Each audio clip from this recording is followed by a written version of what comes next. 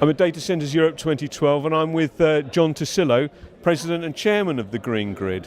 John, we were talking earlier about the data center maturity model and the traction that you're getting from it from data center managers. Can you tell us a little bit about what the model is and the benefit it provides? Sure. The data center maturity model was launched in February of this year. What it does is it gives the data center owner-operator the opportunity to forecast the relative maturity and performance of their data center against peers worldwide. And it breaks it out by two groups. You have the IT area and the facilities area. It gives you the opportunity to forecast what your relative performance could be against what-if scenarios. It gives you the opportunity to challenge yourself against similar data centers around the world, similar in the form of size, architecture, age, environmental conditions you may be operating within, and so on. So for a data center owner-operator, if they were to log on to the new online tool that the Green Grid has offered, you can, in about 20 minutes' time, project what your relative maturity is in your IT infrastructure as well as your facilities infrastructure against what your what-if scenario targets are. In addition to that, it gives you the opportunity to have a conversation with your CFO, with your CEO.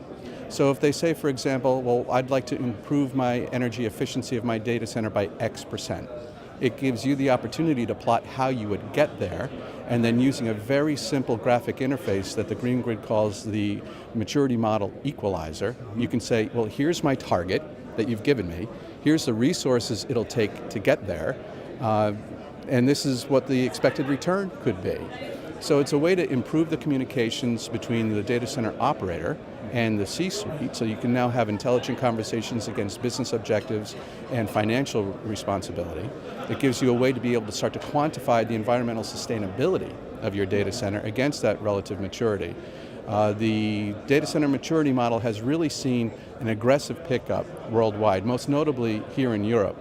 It was developed here in Europe, it was initially launched here in Europe. The pickup in the European continent has been extraordinarily high, and the Green Grid's in conversations, for example, now with the folks at the EU Code of Conduct as to how they might be able to employ both the model and the tool. Excellent, so it's showing excellent utilization so far. Significantly, yeah.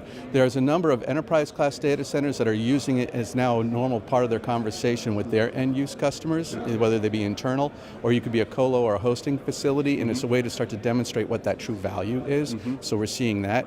We're also seeing a lot of the mid-sized data centers because it gives them a resource they hadn't had before, so that they can go in now and start to quantify what their relative performance could be against any variety of business targets.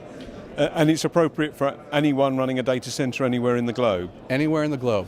The way that we've structured this is that the data can also remain pure to you as the owner.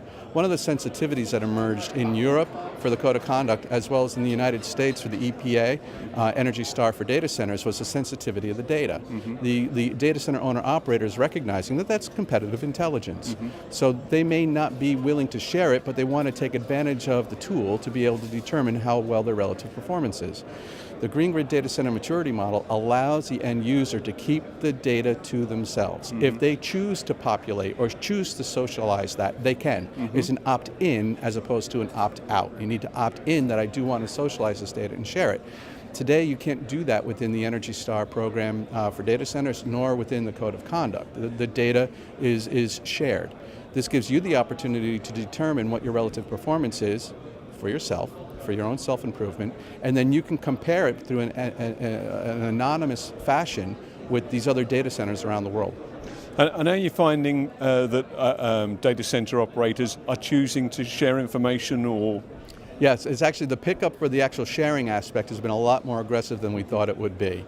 And I think it's because the data is anonymized. And by having the data anonymized, they could say, I have a X thousand square meter data center that is X number of years old, that is using this power topology, and then they can compare themselves like Lego bricks.